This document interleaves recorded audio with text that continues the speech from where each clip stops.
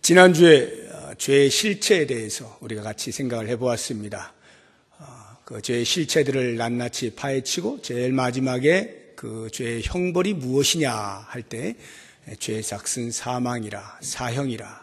그래서 우리의 육체의 죽음뿐만 아니라 영원한 멸망을 받을 수밖에 없다 하는 것이 결론이었습니다. 즉 복음 앞에 나오지 않는 모든 사람들의 죽음 이후에는 반드시 하나님의 심판이 있다는 것을 알게 되는 것입니다. 하나님의 말씀이 과연 그것을 증명하고 있는지 같이 한번 잠시 봅니다. 히브리서 9장 27절 말씀 같이 읽어봅니다. 한 번 죽는 것은 사람에게 정해진 것이요 그 후에는 심판이 있으리니 어느 누구도 예외 없이 한 번 죽는 것은 정해진 것입니다. 그리고 그 후에는 반드시 심판이 있죠. 그런데 이렇게 하나님의 심판이 있음에 대하여 명백하게 성경이 이야기하고 있음에도 불구하고 어떤 사람들은 설마 그것이 나에게 해당되겠나? 나는 하나님의 심판과 무관하다. 내가 이렇게 사는데 왜 하나님의 심판을 받는가? 라고 생각을 하는 사람들이 종종 있습니다. 하나님의 심판을 피할 수 있다라는 생각을 하는 그 사람들은 몇 가지 착각을 하기 때문에 그런데요. 그 착각들이 어떤 것이 있는가 한번 살펴보고 혹시 나는 또 그러한 부류에 속해 있지는 않는지 한번 점검을 해봤으면 좋겠는데요. 가장 먼저 하나님의 심판을 피할 수 있다라고 생각하는 사람은 나는 의롭다라고 생각하는 사람입니다. 나는 의롭다. 의로우니 하나님의 심판을 받을 필요가 없다라고 생각을 하는 것이죠. 이런 사람의 특징은 한마디로 이야기하면 남을 판단하기를 좋아합니다. 오늘 말씀 1절을 보십시오. 그러므로 남을 판단하는 사람아, 남을 판단하는 것을 즐거워합니다. 왜냐하면 내가 그만큼 의롭기 때문에 다른 사람들은 상대적으로 의롭지 못함에 대하여서 너는 의롭지 못하다, 너는 죄인이다 이렇게 말을 하고 싶은 것입니다. 대표적인 사람이 유대인이라고 할 수가 있겠습니다. 아마 바울이 편지를 쓸 때 유대인들을 염두에 두었는지 모르겠어요. 이 유대인들은 아브라함의 자손이죠. 혈통적으로. 그러니까 하나님의 택함을 받은 선민 의식으로 가득 찼습니다. 하나님의 선민이 어떻게 하나님으로부터 심판을 받겠는가라는 생각과 함께 유대인이 아닌 나머지 모든 이방인들, 하나님의 선민이 아닌 모든 이 땅의 사람들은 상대적으로 죄인인 것입니다. 그래서 지난주에 제가 말씀을 드렸던 그 모든 죄에 열거되어지는 대상들이 전부 이방인들이라 생각을 하고는 그들에 대해서 판단을 하는 것입니다. 남을 판단하는 사람아, 이 바울의 말 속에는 유대인들을 아마 겨냥하지 않았는가 하는 생각이 듭니다. 그러나 그렇다고 해서 꼭 유대인들만 해당이 되는 것은 아닙니다. 이방인들 가운데서도 우리 모든 사람들 중에서도 자기 의가 강한 사람들이 있어요. 그래서 내 의 이 정도면은 다른 사람보다는 내가 의로운 것 아니냐라고 하는 것으로 상대적으로 자기보다 못하다고 여겨지는 사람들을 판단하는 경향이 있는 것입니다. 이런 사람들을 가리켜서 바울이 지적을 하고 있는데요. 그 지적이 1절을 다시 보시면 그러므로 남을 판단하는 사람아 누구를 막론하고 내가 핑계하지 못할 것은 남을 판단하는 것으로 내가 너를 정죄함이니 판단하는 내가 같은 일을 행함이니라. 판단하는 네가 그 판단의 내용 따라서 너도 똑같이 하고 있다. 3절을 보세요. 이런 일을 행하는 자를 판단하고도 같은 일을 행하는 사람아, 같은 일을 행하고 있는 것입니다. 자기는 그 일을 하고 있는 것을 알지 못하고 자랑스럽고 떳떳하게 다른 사람을 판단했는데 알고 보니까 자기도 똑같은 일을 하고 있더라 이 말입니다. 우리가 뉴스를 보면 가끔 청문회라고 하는 것을 하죠. 내각을 개편하거나 그래서 장관을 세우거나 등등 이런 나라의 지도자를 세우고자 할 때 청문회를 합니다. 그래서 그 사람을 세워놓고 이 사람의 어렸을 때부터 지금까지의 모든 삶을 이제 쭉 점검을 하죠. 도덕적으로 얼마나 지도자로서 부족함이 없는가를 점검하고 앞으로 나라를 다스릴 때 이렇게 청렴하게 잘 해주시오라고 하는 어떤 취지를 가지고 청문회가 이제 시작이 되었겠죠. 그런데 제가 보는 관점에서의 우리나라의 청문회는 그런 개념보다는 마치 이제 쥐잡듯이 거꾸로 매달아 놓고 몽둥이로 치는 거예요. 그래서 먼지 한 톨 남지 않을 때까지 계속 쳐내서 싹 털어버리는 거죠. 결국에는 이러이러하기 때문에 이 사람은 안 된다라고 하는 결론을 내기 위해서 마치 청문회를 하는 것 같은 느낌이 들 만큼 아주 냉정합니다. 물론 지도자를 세울 때 철저하게 점검하는 것 중요하죠. 그러나 그렇게 해서 털리지 않을 사람이 과연 누가 있을까라는 생각이 드는데요. 제가 말씀드리려는 건 그쪽이 아니라 그 다음 이야기입니다. 그래서 그렇게 열변을 토하면서 너 이러지 않았느냐 저러지 않았느냐 모든 것들을 다 들춰내서 열심을 다해서 목청을 돋구어서 이 사람은 그래서 안 된다라고 결론을 낸 그 사람이 정권이 교체가 되었을 때 공교롭게도 그 자리에 앉아 있어서 다른 사람들에 의해서 공격을 받기 시작하는 겁니다. 그래서 털어보니까 이건 웬걸요? 자기가 그렇게 목청을 높여서 이야기했던 것보다 더 심한 비리들이 있더라 이 말이죠. 이런 것들을 우리가 심심찮게 보지 않습니까? 자기가 판단한 그것을 자기가 행하고 있는 것입니다. 그런데요, 저는 그 사람들의 죄는, 이 남을 판단하는 사람의 죄는 다른 사람과 동일하지 않다고 봅니다. 오히려 더 큰 것 같아요. 어떤 면에 더 크냐 하면 그들이 행하는 바를 그대로 행하는 죄에다가 더하기 다른 사람을 죄인이라고 몰아붙이는 정죄하는 죄 더하기 나는 죄인이 아니다라고 착각하는 죄까지 더해져서 훨씬 더 중죄인이 아닌가 이런 생각을 해보게 됩니다. 왜 사람들이 남을 판단하는 것을 그렇게 좋아합니까? 그 판단의 수위가 높아지면 높아질수록 내 목소리가 높아지면 높아질수록 나는 그 비판의 내용으로부터 자유로울 것이다 라고 하는 생각을 갖기 때문 아니겠습니까? 나는 죄인 아니다. 나는 그 부분에 있어서 아주 깨끗한 사람이야 라고 하는 것을 증명하는데 목소리를 높이면 높일수록 다른 사람들이 나를 그렇게 봐줄 것이라고 하는 자기 기만, 자기 착각에 빠져 있는 것이죠. 그래서 이런 사람들의 잘못에 대해서 예수님께서 아주 명쾌하게 판결을 내려놓고 계시는데요. 마태복음 7장 3절에 보면 형제의 눈 속에 있는 티는 보면서 자기의 눈 속에 있는 들보는 보지 못한다. 이렇게 판결을 해 놓으셨어요. 형제의 눈 속에는 조그만 먼지 하나를 들추어내서 볼 줄 아는 사람이 정작 자기의 눈에 어마어마한 들보가 들어있는데 그것을 보지 못한다라고 하는 것이죠. 누가복음 15장에 보면은 탕자의 비유가 나옵니다. 집에서 아버지의 일을 열심히 했던 맏아들이 집으로 돌아오는데 갑자기 집에서 풍류 소리가 들리는 겁니다.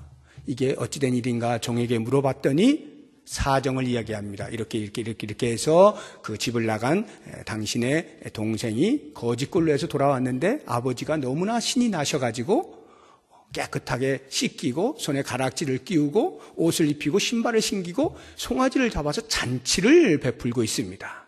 이 소리를 들은 맏아들이 화가 머리끝까지 났습니다.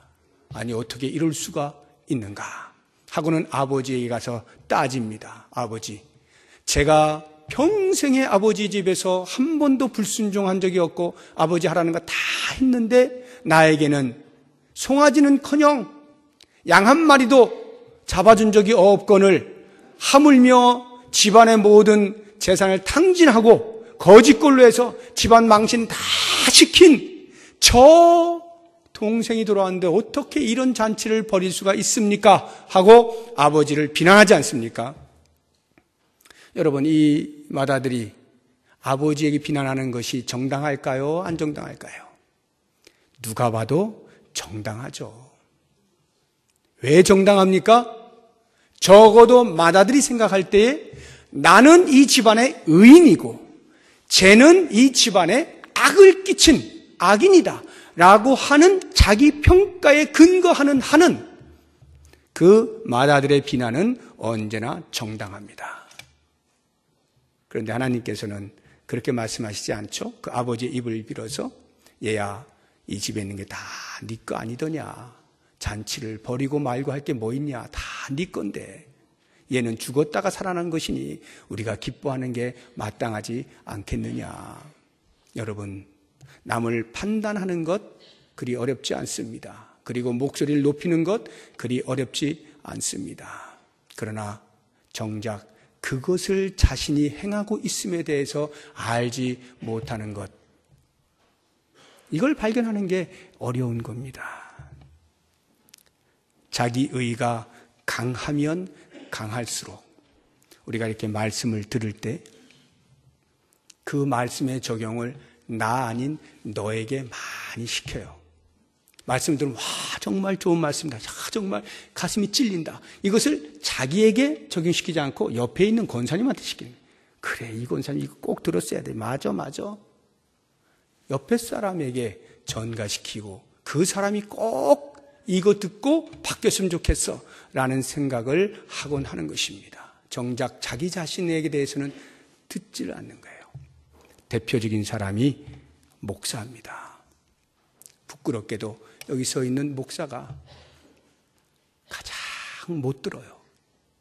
늘 성도들에게 말씀을 전하는 자리에 서 있다 보니까 그 말씀을 들어야 할 정작 자기 자신은 귀를 딱 막고 있고, 자, 누가 이번에 고쳐져야 되는가 보자 하고 성도들만 바라보면서 제발 좀 고치시오 외치는 게 목사들입니다. 그래서 목사가 참 힘들어요. 말씀 앞에 무릎을 꿇는 것이 힘들고, 제가 말씀을 준비할 때나 선포할 때나 언제나 이것은 하나님께서 나에게 던지시는 메시지다 라고 하는 마음을 가지고 인식을 하면서 준비를 하곤 합니다. 그렇게 선포를 하곤 하지만 나도 모르는 사이에 어느덧 나는 내가 들을 생각하지 않고 성도들이여 제발 좀 귀 좀 크게 열고 들으시오, 이러한 심정으로 토해내는 것을 보게 됩니다. 물론 성도님들도 들으셔야 하지만 누구보다 먼저 제가 하나님의 말씀 앞에 들을 수 있어야만, 그래야 갈 수 있겠죠.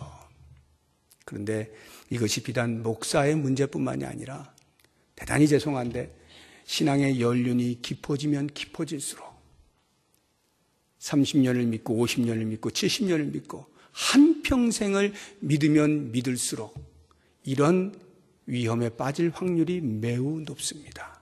나는 의롭고 나는 다 잘하고 있고 너는 지금 형편없다. 너를 지금 보니 답답하구나 내가. 그래가지고 어떻게 신앙생활이라고 할 수가 있겠냐 라고 하는 남을 판단하는 일이 얼마나 쉬워지는지 모릅니다. 얼마나 주의해야 할지. 목사가 자기 자신을 살피면서 이런 말씀을 드릴 때 신앙의 연륜이 깊으면 깊을수록 사랑하는 성도 여러분, 다른 사람을 판단하는 것을 매우 조심해야 됩니다. 아주 신중해야 되고요. 그 말 한마디 때문에 사람을 죽일 수도 있다는 것을 기억하시고 정말로 말수가 줄어들어야 돼요. 신앙의 연륜이 깊을수록 말수가 줄어들어야 하나님의 영광이 더 많이 드러난다는 것을 꼭 기억했으면 좋겠습니다.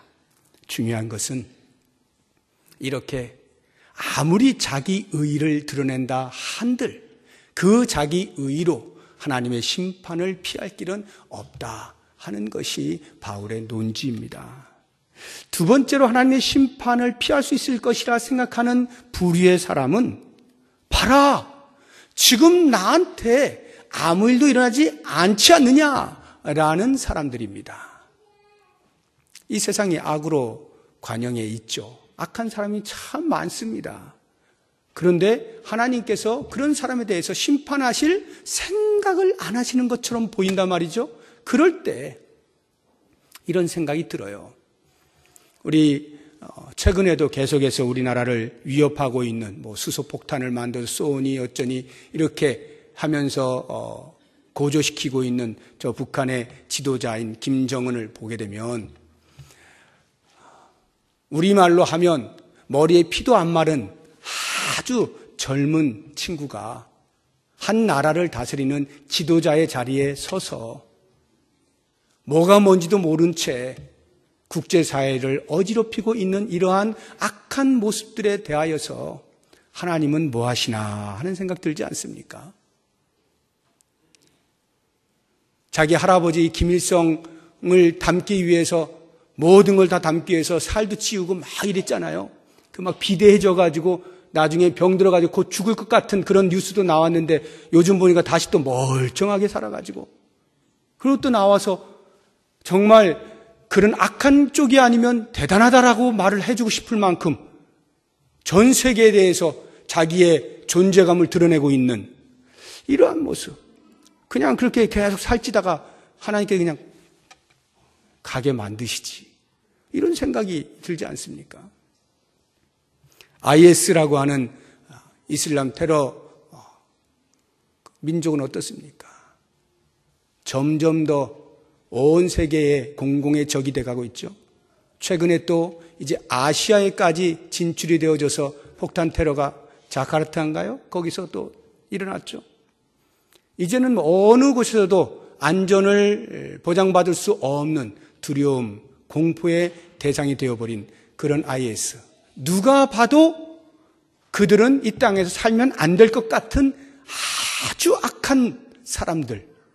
하나님께서 바람 한번 불어주시면 좋겠는데 그냥 이 땅에서 싹 사라지게 해주시면 좋겠는데 그러질 않으시고 오히려 더 많은 사람들이 동조하고 젊은이들이 뭐가 뭔지도 모른 채 그 속에 들어가려고 애를 쓰고 하는 이런 모습들을 보면서 답답하지 않습니까? 악한 일들이 그대로 사회 속에 남아있는 모습들에 하나님의 심판이 어디 있는가?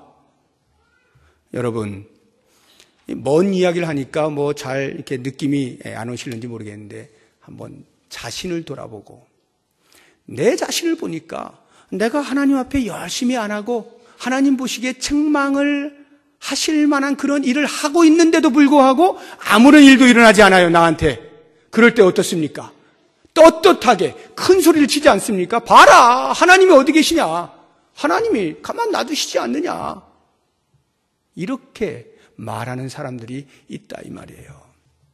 내가 보니까 저 옆에 있는 김 집사는 일주일 내내 교회 가고 새벽마다 가고 울부짖고 봉사 다 하고 정말 교회 하면 열일 제치고 나서서 일을 하는데 실상 보면 그 집이 맨날 가난해서 찢어지게 가난해가지고 돈 빌리러 다니고 자녀는 공부도 못해가지고 대학 뚝뚝 떨어지고 하는 일마다 안 되고 집안이 아주 형편없어요. 근데 우리 집을 보라, 우리 집을. 주일에 한 번 다 예배 드리는데도 불구하고 자녀들이 다 잘 되지 않느냐. 봐라, 경제적으로 어려운 게 있느냐. 다른 사람 꼬주면서 산다. 여러분, 이럴 때 하나님이 어디 계십니까? 하나님의 심판이 어디 있어요? 없죠. 그러니까 그러한 자신의 모습을 보면서 하나님의 심판은 없는 것이다. 나는 하나님의 심판과 무관하다라고 말을 하고 싶은 거예요. 그런데 이런 사람들은 참 큰 오해를 하고 있는 것이죠. 어떤 오해입니까? 오늘 말씀 4절 보세요. 혹 내가 하나님의 인자하심이 너를 인도하여 회개하게 하심을 알지 못하여 그의 인자하심과 용납하심과 길이 참으심이 풍성함을 멸시하느냐. 무슨 말일까요? 하나님께서 그 악한 사람들을 놔두시는 유일한 이유는 그들에게 대하여 오래 참으셔서 어찌하든지 하나님 앞에 회개하고 돌아오게 할 수 있는 기회의 시간을 주는 것이다 이 말이죠. 그런데 그 시간을 나에게 지금 아무런 일이 일어나지 않는다 해서 하나님을 향하여 멸시를 하고 있는 거예요. 은혜의 때에 죄를 지음으로 하나님을 멸시하고 있는 이런 어리석은 인간들이 있다 이 말이죠. 여러분들, 이 사람들이 왜 그렇게 하나님을 멸시하고 그 회개의 기회에 회개하지 아니하고 계속해서 죄를 짓고 하는지 아십니까? 5절 말씀에 우리에게 답을 주고 있어요. 다만 내 고집과 회개하지 아니한 마음을 따라, 이렇게 돼 있죠. 내 고집과, 여기 고집이라고 하는 거, 성경적 다른 용어로 보면 완악함, 완고함, 완강함 또는 강팍함, 이러한 말들입니다. 이 고집이라고 하는 말의 이 헬라어의 그 기본 어근이 스클레로테스입니다. 스클레로테스. 저도 발음이 잘 안 되는 영어 하나를 제가 소개를 해드리려고 하는데, 이 스클레로테스라고 하는 이 헬라어에서 영어 단어 하나가 파생이 되었어요. 그 단어가 스클리오로시스라고 하는 겁니다. 아마 유석환 장로님 알아들으실 것 같은데, 이게 의학 용어예요. 스클리오로시스. 제대로 발음이 됐습니까, 제가? 이게 무슨 뜻이냐면 경화증이라는 거예요. 경화증. 간경화, 동맥경화, 신장경화 이런 거 있잖아요. 경화, 딱딱해지는 거, 굳어지는 거. 고집이라는 의미가 그렇다 이 말이에요. 애굽왕 바로를 보세요. 모세를 통해서 하나님께서 이스라엘 백성들을 나오게 하시려고 할 때 바로가 완악해지죠. 완악해집니다. 어디까지 완악해지냐면 10가지 재앙을 받기까지 완악해요. 이제 막 심판을 받았어요. 첫 번째 재앙을 받았어요. 야, 제발 좀 걷어줘라. 걷었더니 그 다음 다시 어떻게 돼요? 심판받은 걸 몰라요. 그리고는 못 보내. 고집을 부리는 거예요. 두 번째 재앙을 보냈습니다. 아이고 제발 좀 살려줘. 걷어줘라. 걷었더니 또 모른 척하는 거예요. 완악한 겁니다. 고집을 부리는 거예요. 딱딱해져 가지고 하나님의 말씀을 들을 생각을 안 하는 거예요. 그러면 그게 어디로 가느냐? 내 고집과 회개하지 아니한 마음을 따라 회개하지 않는 거예요. 고집스러우니까. 내가 옳다라고 생각하는 것이고 나 건드리지 마라 라고 하니까 회개하지 아니하는 데까지 나아가게 된다는 거예요. 그런데요, 이렇게 회개하지 않는 사람 어떻게 되는가? 다시 5절을 보시면, 다만 내 고집과 회개하지 아니한 마음을 따라 진노의 날, 마지막 날을 말합니다. 곧 하나님의 의로우신 심판이 나타나는 그날에 임할 진노를 내게 쌓는도다. 한 번 고집을 부릴 때마다 마지막 날 하나님 앞에 섰을 때, 심판대 앞에 섰을 때 나에게 임할 진노를 쌓아가는 거예요. 한 번 할 때마다 하나씩 쌓아가는 것입니다. 우리의 고집이 우리가 받을 진노를 쌓아가고 있다는 것 잊지 마십시오. 지금 나에게 아무 일 일어나지 않는 것이 괜찮은 것이 아니라 진노를 계속 쌓아가고 있다는 것 기억을 하시고, 하나님께서 기회로 주실 때 신속히 돌아서서 회개하고 하나님의 뜻이 어디에 있는지 새로운 마음을 가질 수 있어야 하는 것이죠. 세 번째로, 하나님의 심판을 피할 수 있다고 생각하는 사람은 나는 양심적이야. 나는 양심대로 살아. 뭘 그렇게 나는 죄인입니다. 죄인입니다. 교회 가가지고 울고 불고 나는 죄인입니다. 그러고 있냐. 그냥 양심대로 살면 되지. 그냥 정직하게 살면 되지. 뭘 그렇게 죄인이라고 그렇게 나약한 소리나 하고 말이지. 기독교인들은 아주 나약해. 그냥 정직하게 살아. 근데 이런 사람들이 기독교인들을 굉장히 비판을 잘합니다. 그래서 실제로 야, 내가 너 때문에 교회 안 간다 이런 소리 많이 해요. 그 너가 어떤 너냐 하면 교회 다닌다고 하면서 거짓말만 막 하는 거예요. 교회 다닌다고 하면서 회사에서 자기 할 일 제대로 안 하고 게으르고 나태한 거예요. 그러니까 야 그렇게 살 바에는 차라리 예수 안 믿고 나처럼 양심대로 살자. 양심대로. 그게 훨씬 낫지. 그게 뭐냐 그게. 여러분, 혹시 이런 소리 들어보신 적 있습니까? 회사 다니시면서 가슴을 찢어야 돼요. 이런 소리 듣는 사람은요, 가슴을 찢어야 돼요. 내가 욕먹는 게 문제가 아니라 나 때문에 예수님이 지금 욕먹고 있잖아요. 하나님의 이름이 망령되이 일컬음을 받고 있잖아요. 나 때문에. 정신 차려야 됩니다. 더 중요한 것은요, 나 때문에 혹시 이 사람이 예수님께로 올 수 있는 기회를 내가 막아버리는 거예요. 길 중앙에 딱 버티고 서가지고 예수님께로 못 가게 막고 있는 거예요. 이게 얼마나 큰 죄입니까? 회개해야 되죠. 철저하게 자기 자신을 돌아봐야 됩니다. 그 세상 사람들의 지적하는 말에 귀를 기울일 수 있어야 돼요. 그러나 여러분, 그건 그거고, 그래서 예수 믿는 사람들이 잘 살아야 되는 것 당연한데요. 그렇다고 해서 그런 예수 믿는 사람들이 제대로 살지 못하는 것에 대하여 지적하면서 그래도 나는 양심대로 살지 않느냐라고 하는 주장이 결코 하나님의 심판으로부터 벗어날 수 있는 것은 아니다 이 말이에요. 왜 그럴까요? 그 양심이라고 하는 것이 믿을 만한 것이 못 돼요. 그 양심이. 하나님이 원래는 아담과 하와에게 좋은 양심, 선한 양심, 착한 양심을 심어 놓으셨죠. 그러나 죄로 타락하면서 그 이후의 모든 인류는 다 변질되어진 양심을 갖고 태어나는 거예요. 오염된, 왜곡된 그 양심을 가지고 태어나는 겁니다. 한번 볼까요? 디도서 1장 15절 말씀 같이 한번 봅니다. 시작. 깨끗한 자들에게는 모든 것이 깨끗하나 더럽고 믿지 아니하는 자들에게는 아무것도 깨끗한 것이 없고 오직 그들의 마음과 양심이 더러운지라. 아무도 깨끗한 양심을 예수 그리스도 안에 있지 아니한 채 가질 수 있는 사람이 없어요. 전부 다 더러워져 있는 양심이에요. 거기에다가 설령 보편적 양심이라고 하는 것이 우리 모두에게 있어서 누구나 알 수 있는 어떤 죄, 예를 들어 사람을 죽였다, 살인을 했다라고 하면 어느 누구를 막론하고 다 양심이 찔리죠. 가책을 느끼지 않습니까? 이런 가책을 느끼지 않으면 그건 사람이 아니라고 우리가 취급을 합니다. 이런 걸 보편적 양심이라 그래요. 그러나 이런 보편적 양심 말고요, 일상의 삶에서 수도 없이 많은 양심을 이야기할 일들이 많습니다. 그런데 그 양심이 각각 사람마다 다 달라요. 양심의 기준이 다르다 이 말이에요. 자기가 자라온 환경과 배운 교육에 따라서 양심이 다르게 설정이 돼 있어요. 두 친구가 있습니다.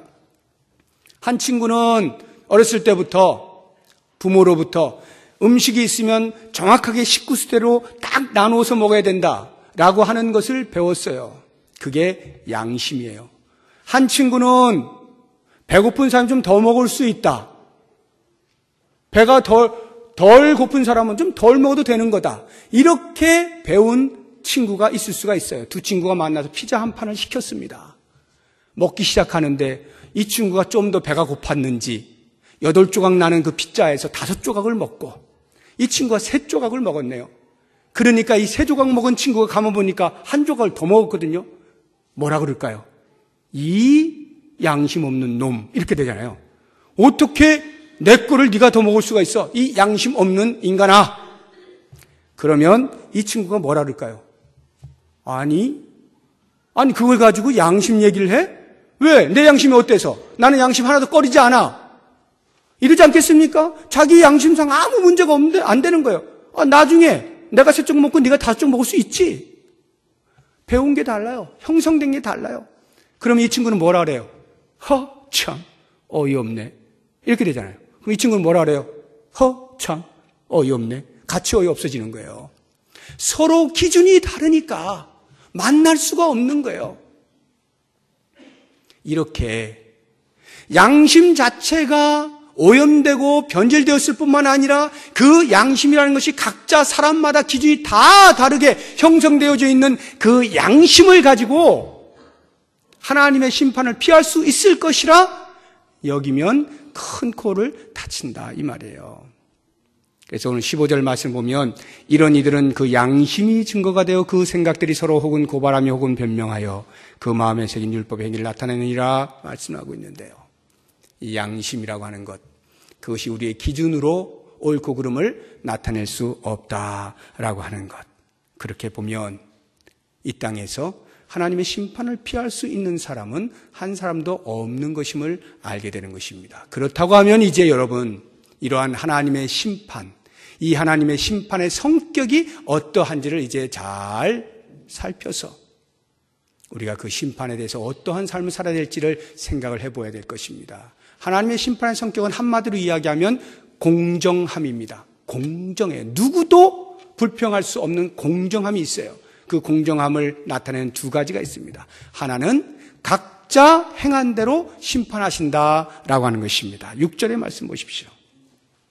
하나님께서 각 사람에게 그 행한 대로 보응하시되, 각자 행한 대로라고 하는 말에 이 각자라는 것은 두 가지 의미가 있는데, 하나는 한 사람도 예외 없이라고 하는 그 심판의 보편성의 개념을 내포하는 그런 의미가 있고요. 또 다른 하나는 각각의 사람이라고 하는 심판의 개별성의 개념을 내포하는 의미입니다.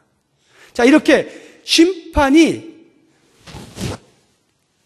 집단으로 이루어지는 것이 아니라 한 사람 한 사람에 대해서 하나님께서 심판을 하시겠다라고 하는 것, 이것은 신구약 성경 전체가 동일하게 진술하고 있는 내용입니다. 많은 구절들이 있는데 대표적으로 구약에서 하나, 신약에서 한 절 같이 한번 살펴보겠습니다. 구약의 말씀 시편 62편 12절 시작.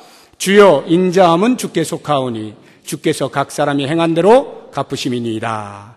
신약에서 마태복음 16장 27절 시작. 인자가 아버지의 영광으로 그 천사들과 함께 오리니 그때 각 사람이 행한 대로 갚으리라. 자, 이제 여러분은 잘 들으셔야 됩니다. 각 사람이 하나님 앞에 심판을 받는다라고 할 때 혹시 이 자리에 앉아 계신 분들 가운데에서 나는 가정의 평화를 위해서 교회에 나왔다 하시는 분 혹시 계십니까? 손을 들라 하면 드시기가 민망스러우니까 속으로만 한번 이렇게 생각을 해보세요. 나는 나오고 싶지 않은데 가정의 평화를 위해서 할 수 없이 나와 주었다. 할 수 없이 내가 믿어준다 하시는 분 계십니까? 정말 훌륭하신 거예요. 가정의 평화 얼마나 중요합니까? 그 평화를 유지하기 위해서 까짓거 내가 놀러 가는 거 좀 참고 그래 내가 나와주지. 그래서 가정이 평화로울 수만 있다면 그거 내가 못하겠나. 훌륭한 생각입니다. 그런데요, 이 땅에서는 훌륭한데 그 다음이 문제입니다. 그래서 그것 때문에 하나님께서 야, 네가 그렇게 그래도 그렇게 나와주었구나. 네가 네 아내 때문에 그래 나와주었구나. 네가 네 남편 때문에 나와주었구나. 부모 때문에 네 자녀 때문에 나와주었구나. 그래 고맙다 하고 구원의 은혜를 주시면 이건 괜찮아요. 그런데 하나님께서는 말씀하시는 거예요. 그런 거 없다는 거예요. 정말 너무하시다. 그런 게 없다는 거예요. 실컷 내가 여기서 나를 절제하고 가정의 평화를 위해서 했는데 결국 죽고 나서 하나님의 심판대 앞에 서가지고 내 행한 바를 고할 때는 하나님께서 모른 척 하신단 말이에요. 그리고 그냥 진노를 쌓으신단 말이죠. 얼마나 억울합니까? 이 땅에서 내 마음대로 살지 못한 것도 억울한데 저 세상에서 영원토록 믿어준 것 같고 안 되는 이 억울함으로 영원히 살아야 되는 것, 가장 불쌍한 사람 아닙니까? 가장 불쌍한 사람이에요.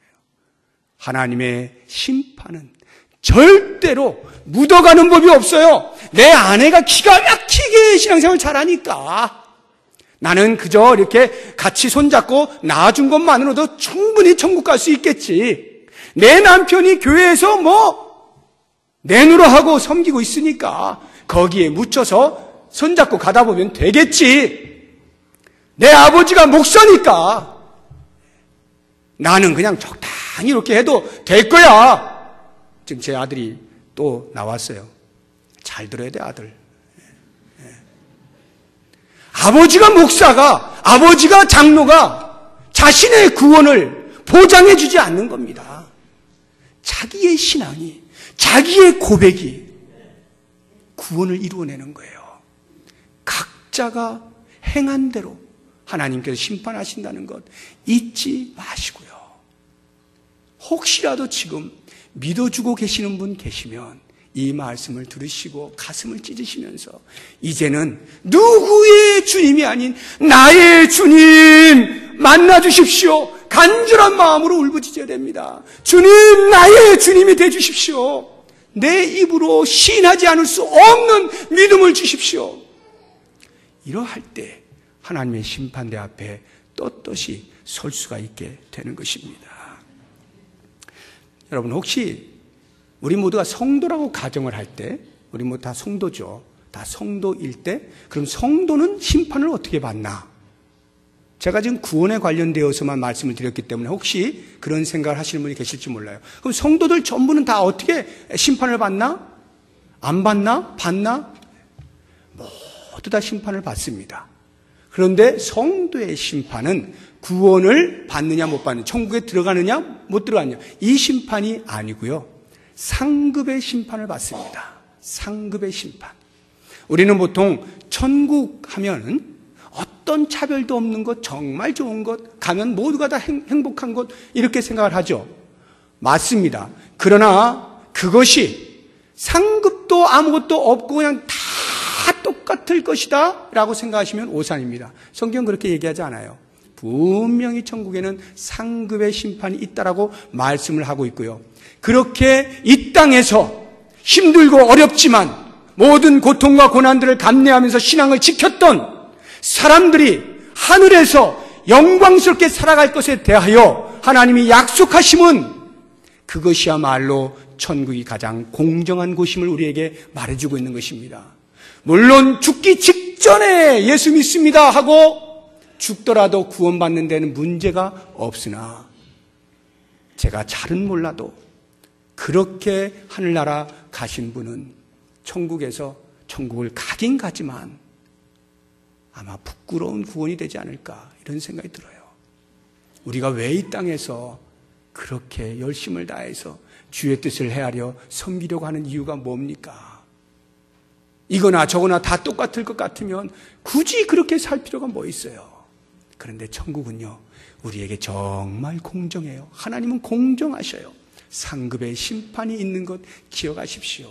이 땅에서 내가 아무것도 보상받지 못한 채 믿음 하나 지킨다고 하다가 다 손해보고 사람들에게 멸시를 받고 조롱을 받는 한이 있더라도 그것이 하나님 보시기에 합당한 삶이었다고 한다면 분명히 그에 해당하는 멋진 상급이 천국에서 준비되어 있다는 것 기억하시면서 소망을 잃지 마시고 그 믿음의 삶을 잘 살아내시기를 바랍니다. 마지막 한 가지 이제 생각하고 마치겠습니다. 하나님의 심판의 성격은 외모로 판단하지 아니하시고 중심을 따라서 하신다라고 하는 것입니다. 11절 말씀 보십시오. 이는 하나님께서 외모로 사람을 취하지 아니하심이라. 외모로 사람을 취하지 아니합니다. 유대인들은 외모로 자랑스럽게 여겼습니다. 그들의 외모가 뭡니까? 혈통상 아브라함의 자손, 선민이다 라고 하는 그 외모가 있었던 것입니다. 그래서 자랑스러웠던 거예요. 이런 우리를 하나님이 심판하시니 만무하지. 그런데 하나님께서는 그렇게 생각지 않으십니다. 예수님께서 당신의 제자들에게 분명하게 말씀해 주십니다. 혈통상 아브라함의 자손 아무것도 아니다. 누가복음 3장 8절 9절 같이 한번 보겠습니다. 누가복음 3장 8절 9절 시작. 그러므로 회개에 합당한 열매를 맺고 속으로 아브라함이 우리 조상이라 말하지 말라. 내가 너희에게 이르노니 하나님이 능히 이 돌들로도 아브라함의 자손이 되게 하시리라. 이미 도끼가 나무 뿌리에 놓였으니 좋은 열매 맺지 아니하는 나무마다 찍혀 불에 던져지리라.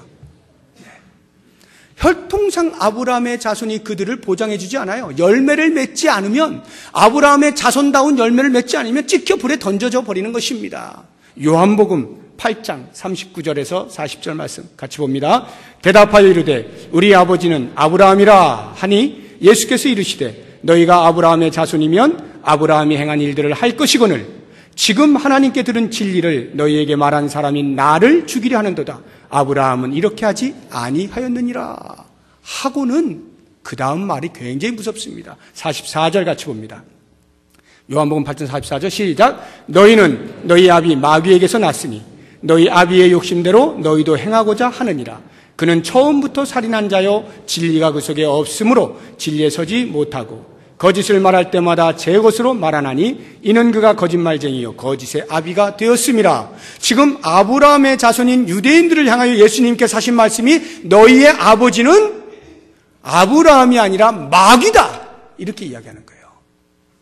엄청난, 그들이 들었을 때는 이마마한 해마로 머리를 맞은 듯한 충격일 거예요. 아니, 지금까지 자기들은 아브라함의 자손으로, 아브라함을 우리의 조상으로 여기고 있었는데 예수님이 하시는 말씀이 너희의 아비는 마귀다. 얼마나 무서운지 모릅니다. 왜 이런 말씀하셨을까요? 너희들은 껍데기만 갖고 있는 거야. 속은 아무것도 아니야. 그런데 하나님께서는 심판하실 때 속을 가지고 심판을 하시겠다라고 하는 것 아니겠습니까?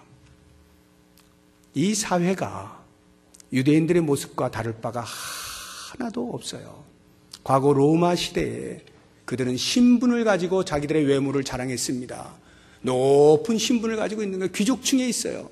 하층 및 노예들 같이 어떤 문제가 발생했다라고 하면 기본적으로 귀족들은 아무 잘못이 없는 거예요. 이 노예가 뭔가를 잘못했을 것이라는 선입관을 가지고 무조건 그렇게 대하는 것입니다. 외모를 가지고 따지게 되어 있어요. 이 사회는. 미국을 보십시오. 서양을 보십시오. 노예제도가 있던 그 시대에 백인과 흑인 사이에서 충돌이 일어나면 무조건 경찰은 흑인부터 자꾸 보는 거예요. 백인은 잘못이 없었을 거야. 분명히 흑인이 어떻게 했겠지. 편견을 가지고 다루는 것입니다. 외모로 본다 이 말이에요. 요즘은 어떻습니까? 돈이 최고 아닙니까? 돈. 그래서 유전무죄, 무전유죄 이런 말 나오잖아요. 돈만 많으면 아무리 죄를 지었어도 얼마든지 좋은 변호사 사서 죄 없음으로 만들어 볼 수 있는 거예요. 돈이 없으면 분명히 무죄임에도 불구하고 조그마한 증거물 때문에 그냥 변호도 못한 채 감옥에 들어가는 거예요. 돈, 우리의 외모 아니겠습니까? 여러분, 범죄하는데 이렇게 보세요. 증거 불충분이라는 말 많이 들으실 겁니다. 영화를 통해서도 보시고 뉴스를 통해서도 보실 거예요. 증거가 불충분하면 풀어주게 돼 있어요. 무죄예요. 증거가 확실하면 유죄입니다. 증거라고 하는 외적인 요소가 죄가 있느냐 없느냐를 결정짓습니다. 그런데 다 그렇게 맞을까요? 아니요. 다 맞지 않는 경우가 허다합니다. 증거가 충분한데 사실은 죄가 없는 사람인 경우가 있을 수가 있습니다. 증거가 불충분한데 사실은 죄인인 경우가 허다합니다. 그래서 요즘은 프로파일러라고 하는 그런 수사 기법이 많이 발달이 되어 있어요. 프로파일러, 범죄 심리 분석관, 뭐 이렇게 한국말로 번역한다면 그렇게 되겠는데요. 이미 미국에서는 한 1970년대부터 시작이 됐던 건데 우리나라는 한 2000년대부터 활발하게 일어나기 시작했습니다. 그 범죄자, 그러니까 범죄자 아직 확정되기 전 용의자라 그러죠. 그 용의자의 어떤 성별이나 나이라든가 아니면 취미라든가 그의 어떤 취향이라든가 또는 자라온 환경이라든가 등등 모든 배경들을 다 조사하다 보면 그 용의자가 어디로 도망갔을까라고 하는 도주로가 예상이 되고요. 어디에 숨어 있을까? 은신처가 예상이 된다는 거예요. 그래서 검거를 하는데 아주 혁혁한 공헌을 하는 것이 이 프로파일러들이 하는 일입니다. 검거를 하고 나면요, 대지를 하는데 자꾸 부인한단 말이에요. 증거가 불충분해요. 그때에 이 프로파일러들이 등장을 합니다. 그리고는 심리적으로 다가서는 거예요. 심리적인 전략으로 그들로부터 자백을 받아내는 겁니다. 굉장히 고단수죠. 증거가 불충분할 때 본인 스스로가 토해내면 그것보다 더 큰 증거가 없기 때문에 얼마든지 구속을 시킬 수가 있죠. 이때 이 프로파일러들이 등장을 하는 거예요. 심리적으로 자백을 받아내는 거죠. 외모상으로는 증거가 불충분하기 때문에 분명 무죄인데 심리적으로 접근을 해보니까 이 사람이 유죄가 맞거든요. 반대의 경우도 마찬가지고요. 이렇게 이 세상은 외모를 볼 수밖에 없어요. 왜? 속을 들여다보지 못하니까요. 그런 능력이 인간에게 없거든요. 그런데 우리 하나님은 어떻습니까? 남들 다 보는 외모 보고 판단하시는 것이 아니라 은밀하게 감추어져 있는 16절 말씀 보세요. 16절. 곧 나의 복음에 이른 바와 같이 하나님이 예수 그리스도로 말미암아 사람들의 은밀한 것을 심판하시는 그날이라. 분명히 속였다라고 생각하고 분명히 완전 범죄라고 생각하고 분명히 아무에게도 들키지 아니한 것인데 마지막 날 주 앞에 서게 되면 하나도 남김없이 다 드러나게 된다는 거예요. 왜? 속을 꿰뚫어 보시는 주님이시기 때문에. 하나님의 심판이 이와 같다라고 하는 것입니다. 그러므로 여러분, 우리가 성도라고 하는 이름만 가지고 나는 괜찮겠지라고 아무렇게나 살아보세요. 마지막 날에 그 성도라고 하는 껍데기 다 벗겨지고 속이 드러나게 되어 있습니다. 사대교회를 향하여서 너희가 살았다는 이름을 가졌으나 사실은 죽었다라고 하는 그 말을 듣게 되지 않겠습니까? 사랑하는 성도 여러분, 하나님의 심판을 피할 수 있는 사람은 아무도 없습니다. 저 또한 낱낱이 다 드러나게 될 겁니다. 중심이 파헤쳐질 그날에 부끄럽지 않게 하나님 앞에 서기 위해서 오늘 나는 과연 무엇을 해야 하느냐? 복음 앞에 나와서 믿음으로 사는 이 경건의 삶을 계속해서 살 수 있기를 주의 이름으로 축복합니다. 기도하겠습니다. 하나님 아버지,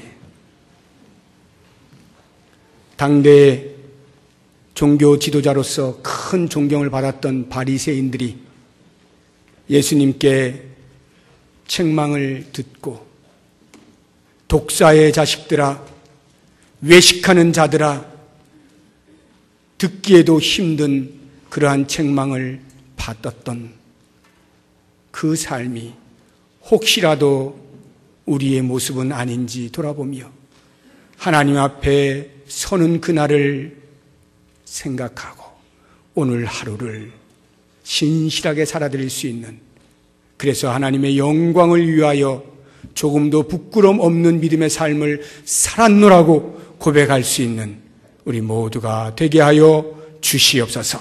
예수님의 이름으로 기도드립니다. 아멘.